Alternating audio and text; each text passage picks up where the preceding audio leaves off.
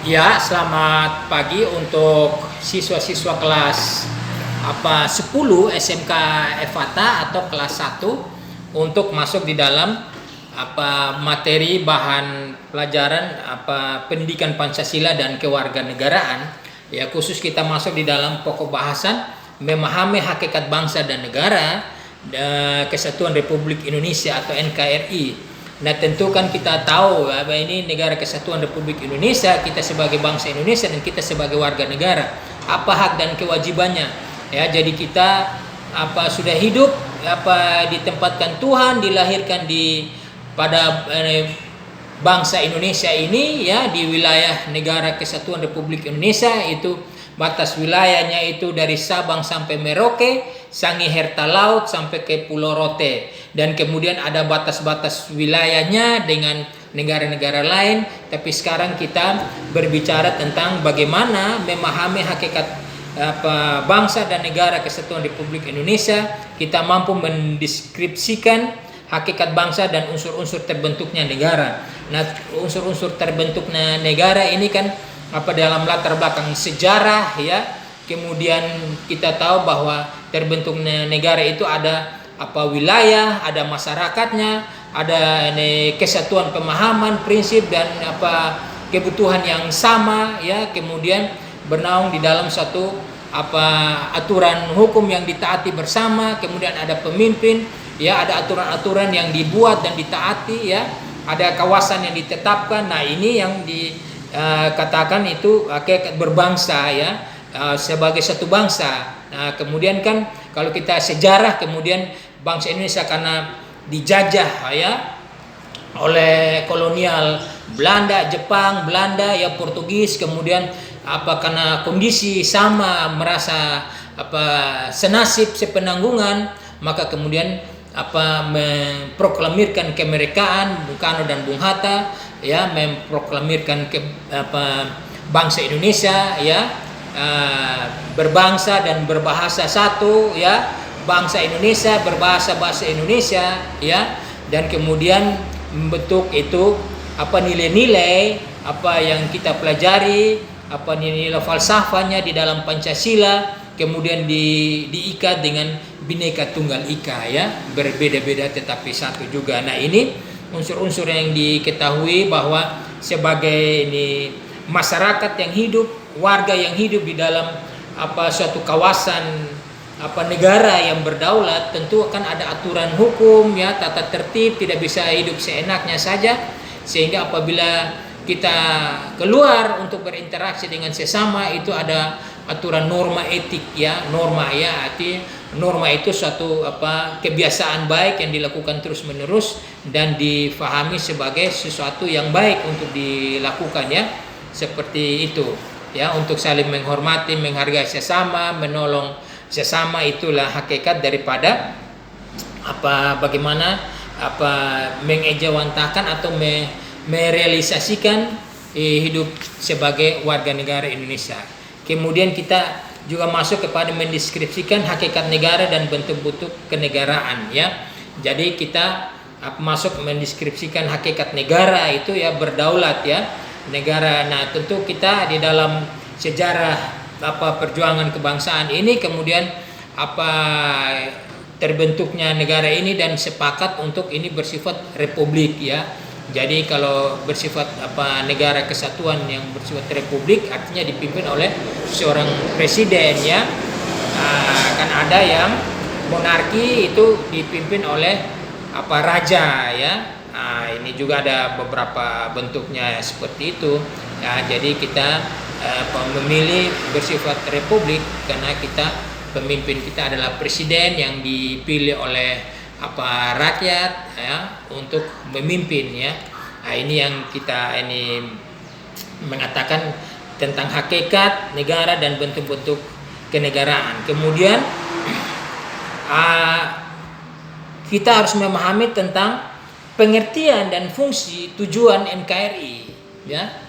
Tujuan daripada negara Kesatuan Republik Indonesia ini adalah untuk mempersatukan anak bangsa di dalam satu kawasan negara dan kemudian untuk memperjuangkan keadilan sosial bagi seluruh rakyat Indonesia. Ya, artinya intinya dari situ, jadi untuk menjaga ketertiban, keamanan, ya, untuk menjamin kesejahteraan, ya, melindungi warga negara, ya, baik dari dalam maupun ancaman dari dalam maupun ancaman dari luar, sebagai suatu bangsa yang berdaulat, ya. Nah, dia harus menjaga itu warga negaranya, karena semua warga negara punya hak yang sama di depan hukum dan keadilan, ya, hukum dan di dalam bernegara, ya. Jadi ini yang harus difahami tentang hak dan kewajiban dari negara dan warga negara, ya.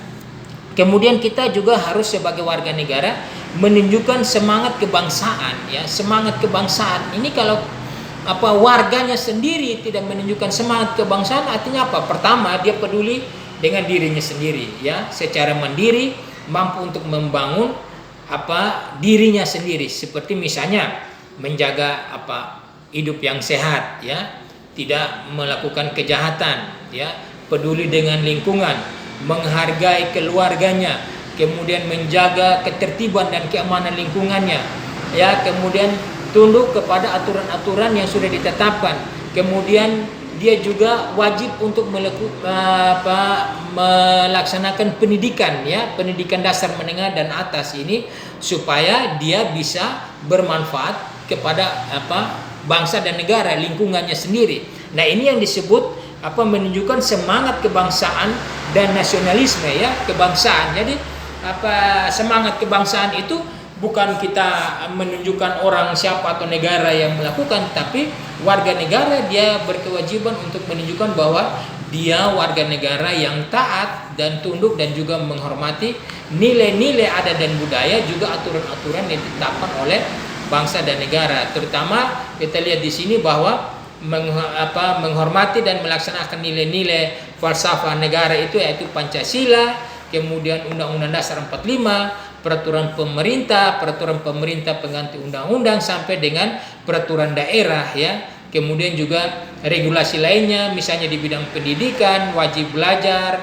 dan lain sebagainya itu ditetapkan. Kemudian juga harus sekolah juga tepat waktu, kemudian nanti ini belajar, ada proses belajar mengajar, kemudian ada ujian, naik kelas dan lain sebagainya.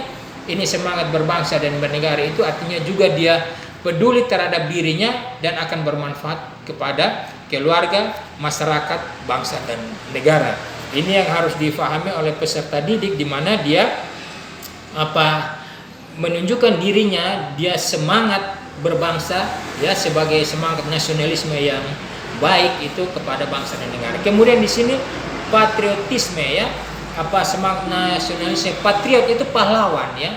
Jadi misalnya kalau pahlawan ini bukan harus jadi tentara, polisi atau pejuang ya, semangat itu kalau ya ada peperangan dan lain sebagainya, boleh sebagai warga negara Indonesia itu punya hak untuk membela negara itu, ya, untuk masuk di militer dan lain sebagainya, ya, dan itu wajib, ya, warga negara untuk wajib kalau diminta negara atau tidak diminta, dia bisa menempatkan dirinya untuk masuk apabila ada terjadi misalnya konflik dengan negara lain, atau ini kondisi keamanannya, misalnya ada terjadi juga bencana alam dan lain sebagainya, dia bisa untuk volunteer, ya. Volunteer itu artinya bebas dia untuk membantu, sebagai itu nilai-nilai kepahlawanan, ya. Orang yang celaka, ada celaka dia tolong, itu juga nilai-nilai kepahlawanan. Menolong keluarganya itu nilai-nilai kepahlawanan.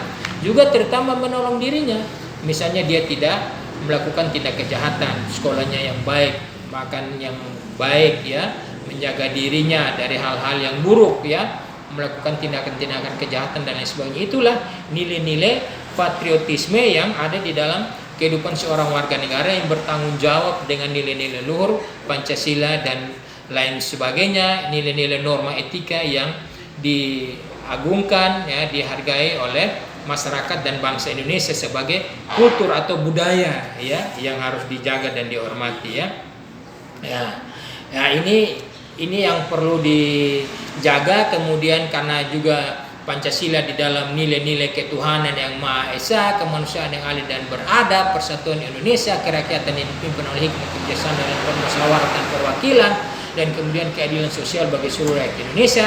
Dia bersifat religius, jujur, toleransi, disiplin kerja keras, mandiri, demokratis, ya, rasa ingin tahu, semangat berbangsa, ya, cinta tanah air, menghargai prestasi, ya, kemudian bersahabat, cinta damai, dan juga dia gemar membaca untuk ilmu pengetahuannya untuk bermanfaat bagi lingkungannya dan bangsa dan negara.